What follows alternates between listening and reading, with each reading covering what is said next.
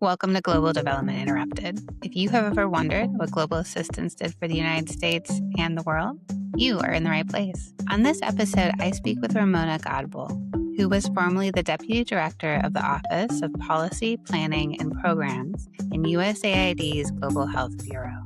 We talk about a distinction that matters right now, the difference between sunsetting the need for global health assistance and simply sunsetting the funding.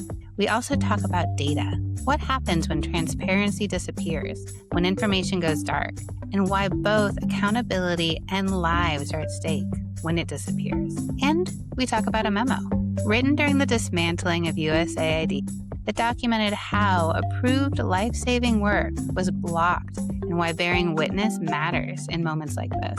Lastly, if you want to read the USAID Global Health Policy we reference throughout this episode, you can find it on the Global Development Interrupted Substack directly on the post with this episode. So let's get into it and let's go meet Ramona. Ramona, I am so happy to have you on the podcast. So glad to be here. Thanks, Leah. So I'm in Portland, Oregon, and you are in? I'm at my house in Washington, D.C., where I live with my husband, my 2 kids, and my 2 cats, and lots of houseplants. So the other question that we always ask, and I'm also a little curious because what my experience with USAID is that we always had to have a fun fact. So what was your fun fact? I will preface with saying that I always found this so cringy, but here is the fun fact that I had been giving for the last few years, and that is that I have a little dollhouse that is modeled after my normal-sized house in miniature.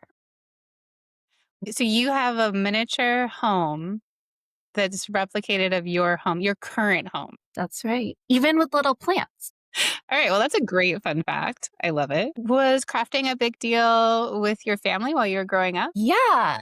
My mom comes from a family of artists. And so it was just always something that was around in my home and just part of the day-to-day. And so lots of arts and crafts. And then my parents were also math professors. And so coupled that with a lot of algebra and such. And where did you grow up? Did you grow up in DC?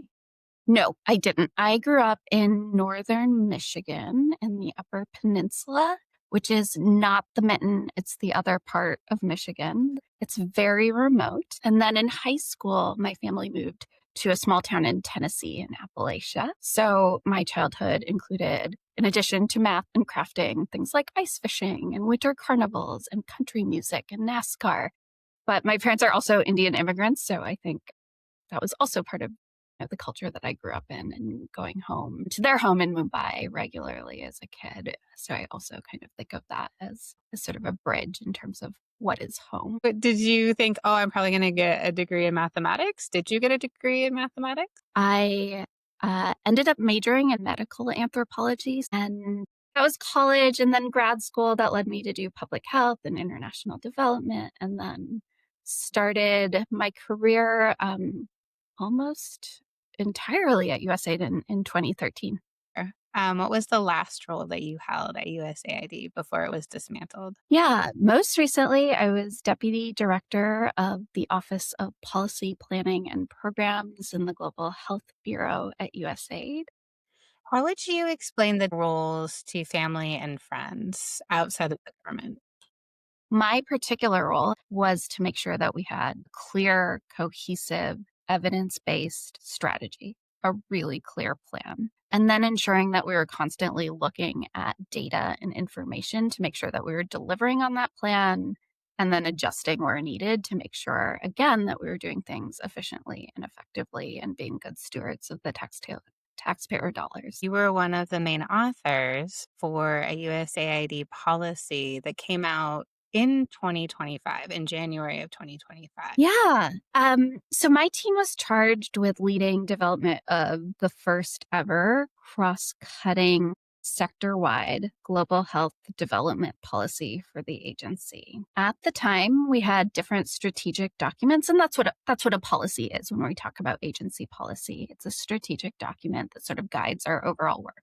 We had them for each of our priorities. For TB, one for malaria, one for family planning, but not a cohesive document that really showed a unifying vision across our entire health portfolio. At the time, our leadership really wanted to ensure that we could both demonstrate how the sum of each of those individual programs were greater than the parts separately, and set a very clear expectation for an evidence-based, integrated, very systems forward global health approach for the next 10 years that could really measurably make change in terms of reducing morbidity and mortality, essentially averting unnecessary death and disease. And to just the impact of what the policy was trying to achieve, when I was reading it, this particular passage stood out to me, which was countries simply cannot achieve prosperous, peaceful, stable societies if their people are not healthy enough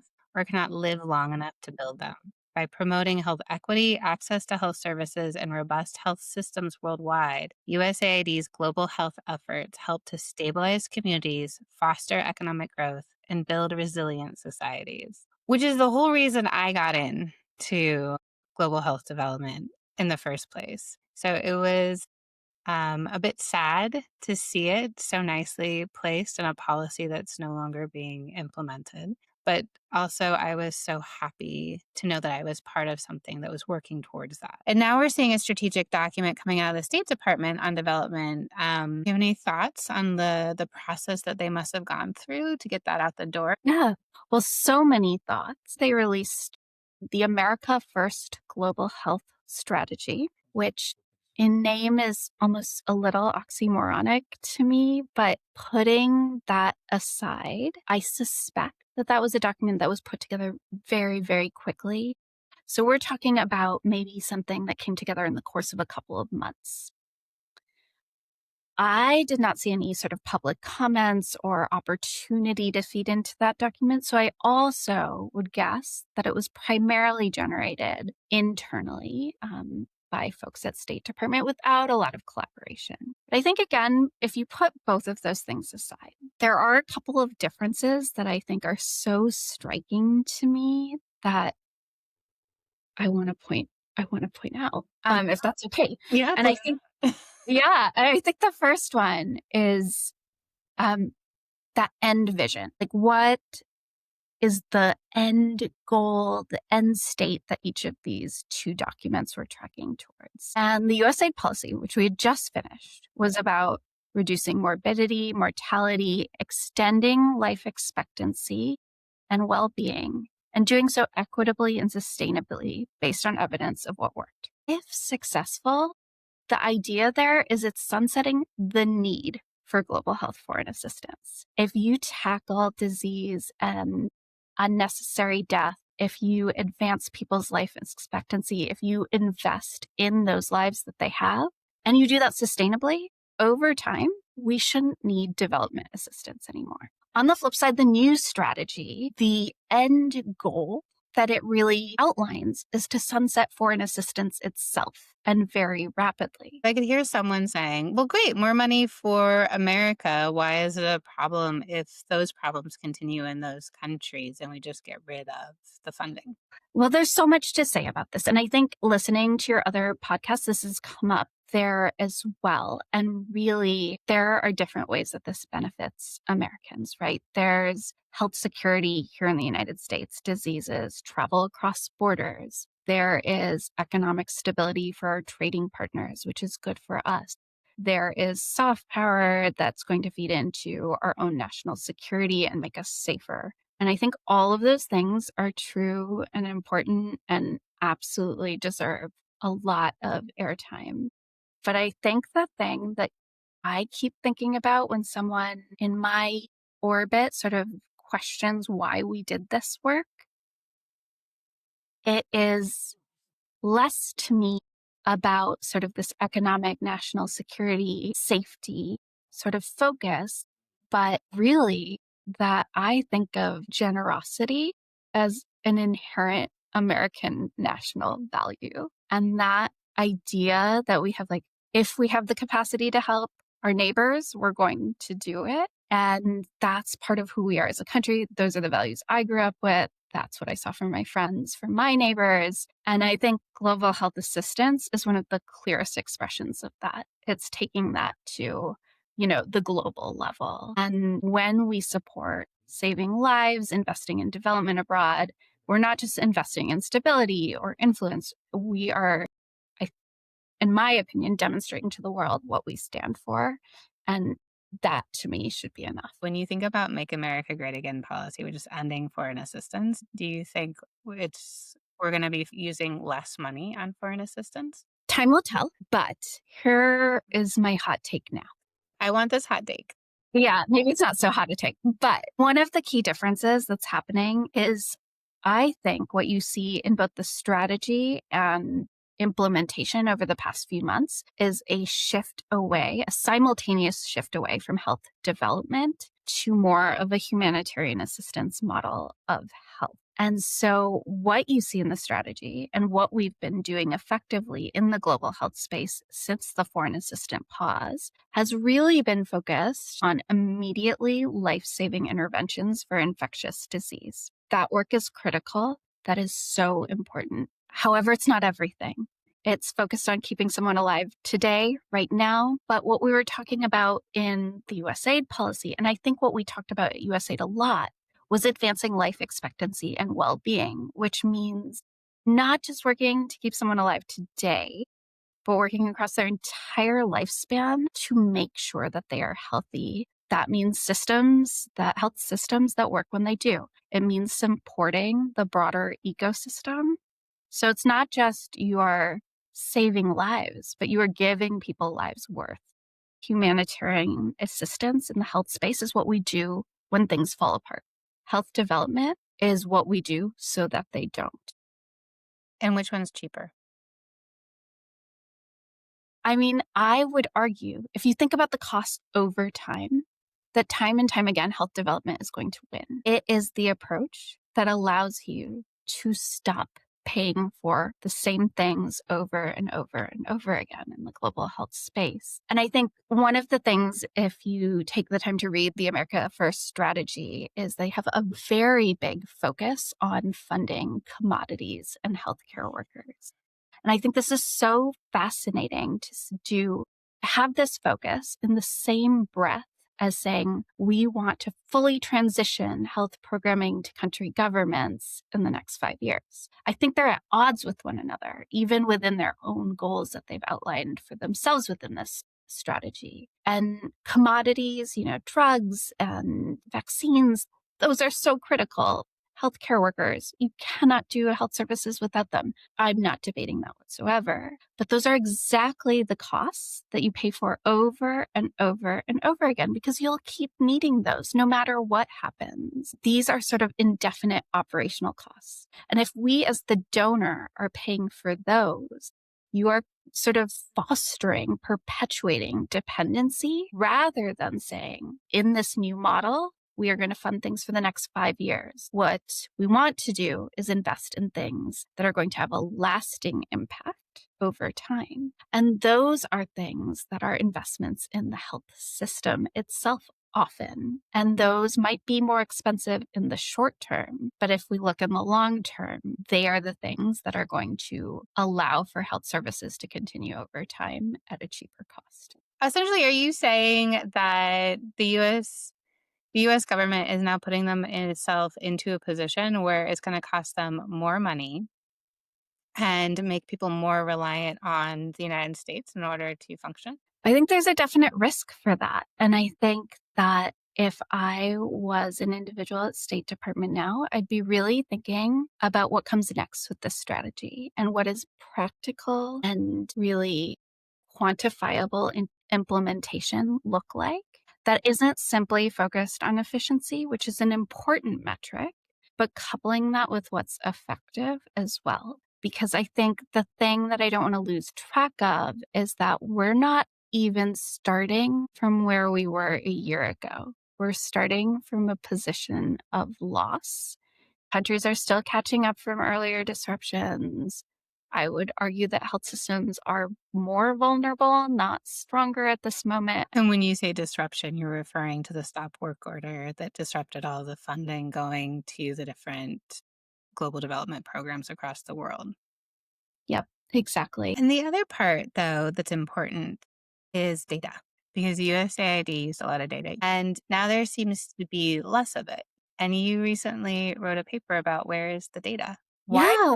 why did you write that paper? Well, I think first and foremost, when I think about what has unfolded over the last several months, almost a year now, is really heartbreaking on so many levels. But the thing that I can't shake is the effects on the beneficiaries and the people around the world that we used to reach with our services, and how many of them may have lack of access to care or less support today than they did a year ago. And you've probably seen some of the really crushing modeling estimates that have happened, that have come out recently about USAID's dismantling. The Lancet estimates 14 million deaths over the next several years. Boston University estimates, I think, that 750,000 people have already died. Child deaths are projected to rise for the first time since the 60s. All of that is heartbreaking. It is unfathomable. It's incredibly devastating. At the same time, I know from my years of working on data that there is also information that's routinely collected that would allow us to know with more precision what is actually happening right now. So over the course of the last several months, I've been analyzing the data that we do have access to.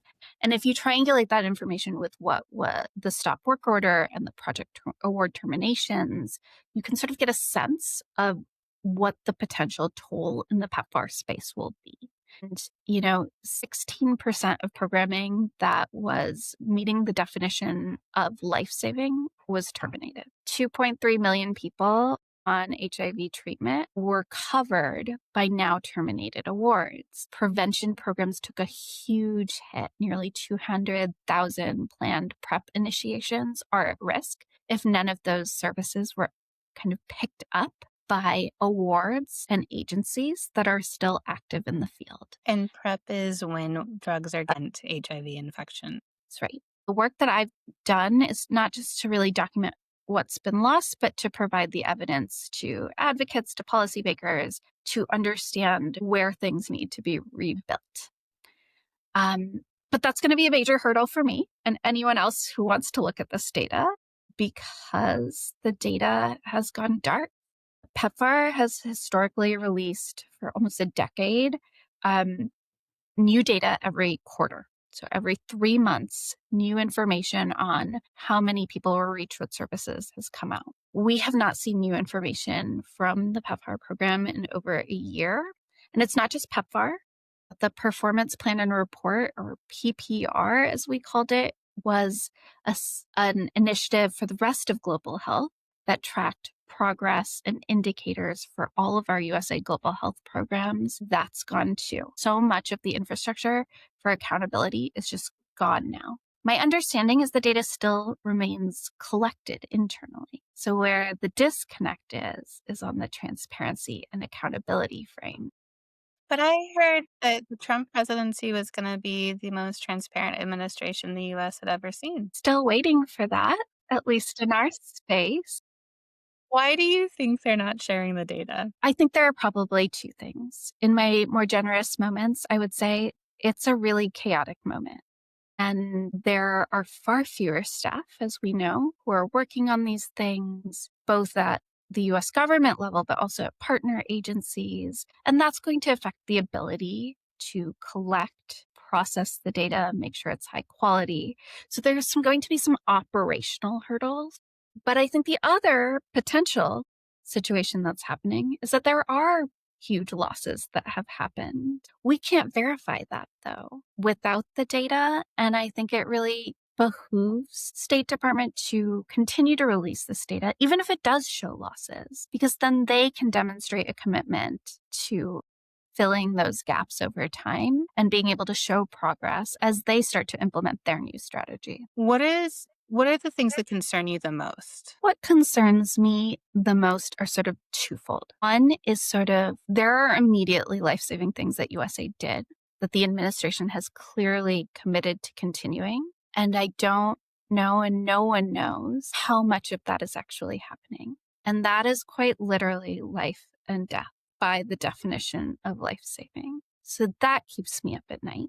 The second thing that I worry about a lot is we likely have retreated from a lot of things that we used to do that I think were really important. Prevention efforts, system strengthening work, community-based work. And there are other donors and stakeholders, including countries themselves, who have the capacity and the ability and the funding to step into those places to do that good work, but they need to know where and what. And having a lack of information to do that also keeps me quite concerned about how to keep up the progress that we've made so far in the global health space. Ramona, have you ever had a moment when you've been working in global development where you thought, yes, this is why I'm here, this is why I'm doing it? Yes. And I think probably many times, but the thing that comes to mind when you ask me that today is at the very end of my career at USAID, it's almost, when I'm going to say this out loud, I almost want to laugh a little bit because it was while I was writing a memo, which is very government-y. It is. But, to take you back, it was February, March of 2025. As you know, things were happening incredibly quickly under the new administration. There was the foreign assistance pause, there were stop work orders. Then most of our staff were terminated or put on administrative leave. And that was like the first week. Around that time, there was a waiver issued for life-saving assistance. What the waiver said is essentially that programs across the board for foreign assistance needed to be halted unless they were providing immediately life-saving interventions that should fall under this waiver. And in theory, that is great. That's important. That's the minimum. But in actuality, implementing this waiver was not so simple. Political leadership at the time had created a bunch of bureaucratic hurdles, I think some unintentional, perhaps others more pointed, that prevented us from implementing the waiver. Partners could not access funds even after their work was approved, as payment systems for the agency were completely shut down. Guidance on how to get approval for and document approved waivers kept changing. New procedures keep popping up. And then there were these award terminations that happened amidst trying to implement the waiver, in which many awards that were carrying out life-saving work, Ebola response, HIV treatment, were terminated, were canceled. And as days stretched into weeks without starting life-saving work, I think I was really feeling challenged in terms not only of my oath as a civil servant, but morally. If we can't turn these services on, I knew that that meant unnecessary death all over the world. And it was really a difficult moment for me.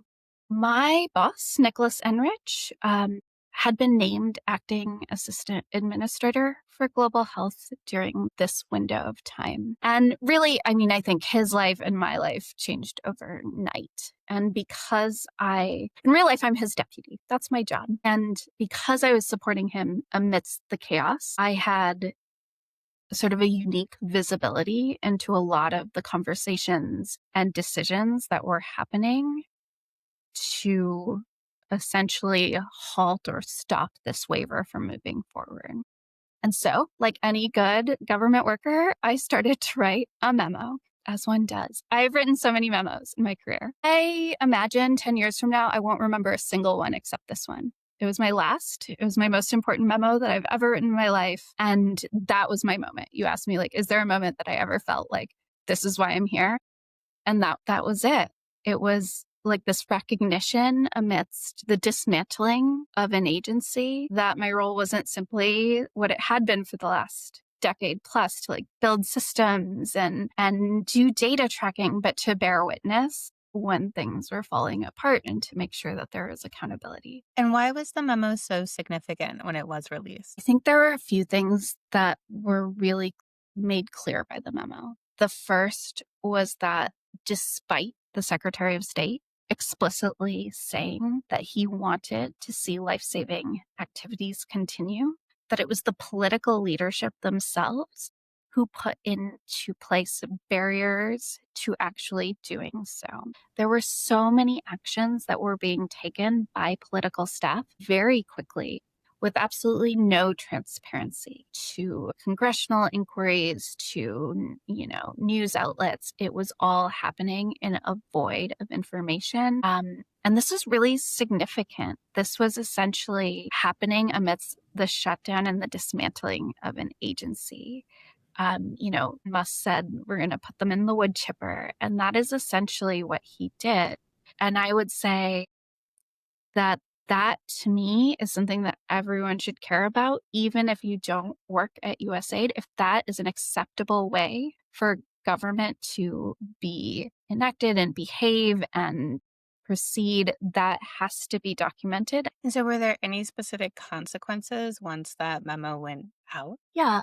I think both some negative consequences, but also some positive consequences also. I think Nick was put on administrative leave that same day that the memos were released. And, really we lost in that sort of a leader and for doing nothing more than documenting what was happening, which is, as you said, kind of standard practice in a government setting to really write down and document everything. But I do think it did influence and help to move the needle on what happened next. And many awards the very next day were reinstated. And I think it provided really critical information for congressional testimonies, for advocates as the months followed. So, when you think about not just that moment, but the conversation overall that we've had, what would you say to Americans who feel very disconnected from global development, work and health, from USAID in general? What do you hope they understand as to how this is connected to their lives? I guess one thing I would urge folks to consider is that the shutdown of USAID wasn't some sort of thoughtful foreign policy decision. It wasn't a recalibration of priorities or strategic shift based on evidence. It was really a rash decision that was made by a small group of people who, by their own definition, were taking a chainsaw to the agency and were doing things that were morally and legally questionable. They, in the course of just a few days, destroyed what was built over the course of decades. And remember that all of this was done before the strategy that was supposed to define how this administration approached global health. And I think that sets a really dangerous precedent if any federal agency with billions of dollars and tens of thousands of employees and relationships built over decades can be dismantled that quickly. Anything can be. And, what does that really mean for how government operates? And I think I see, maybe not exactly the same, but sort of similar approaches playing out in different ways in different parts of our lives right now. And I just urge folks to think about, the precedent isn't just about foreign aid. It's really if you establish these sort of one-man decisions to tackle something with a chainsaw or put it in the wood chipper as an acceptable way to govern, then you can't control what happens next. Really well said. It also makes me think, with everything that you were saying, it's the silencing of voices, silencing the voices within USAID when reflecting on building policy, silencing voices of stakeholders and the American people with their input on what their government should look like, Mhm. which is a chilling thought when you think about democracy is based on the voices of the people. That's right. Where in all of this are you finding hope? I think that there has always been broad support for global health work in a bipartisan way from the public. And I think even from this administration. And while things continue to rapidly change, and I don't know for sure if and how things will be rebuilt, I'm hopeful that they can and that there is the momentum to do so. What we will need is committed investment and really a commitment to building and not just sort of Band-Aids. Okay, so let's just say that you're talking to the new president. What's your pitch? What's my pitch? This is such a good question, Leah. I think my pitch for this moment is twofold. And this is maybe not the end goal or what I would pitch a year from now, but I think there are two things that right now we can do. The first is that with all of the disruptions this year, we know that there are going to be enormous impacts and that they're going to unfold over time. I would say to the new president and to State Department that monitoring, measuring what's going on is going to be absolutely critical, and it's in the government's best interest to do so robustly and to share that information. And the second part of my pitch or considerations for this moment is that words matter, but implementation is everything. You can write the most beautiful policy document, the most comprehensive strategy, but the devil is in the details. And if you are actually going to see through what is outlined, even in this America First strategy, you have to be investing in sort of the unglamorous long-term work of building capacity and strengthening systems and supporting technical assistance and maintaining data transparency. It has to be there. It's more than words. Well, Ramona, this has been such a pleasure speaking with you, talking about, what once was USAID, but I also think what still could be. Thanks so much. This is Leah. If you enjoyed this episode, follow Global Development Interrupted wherever you get your podcasts, and subscribe on Substack to get new stories and updates straight to your inbox. When you subscribe, you'll also get GDI Insights, short written reflections from people who built their careers in global development and public service. They reflect on the work, the disruption, and what they're carrying forward and what they want to see next. And remember to always like and follow. Until next time.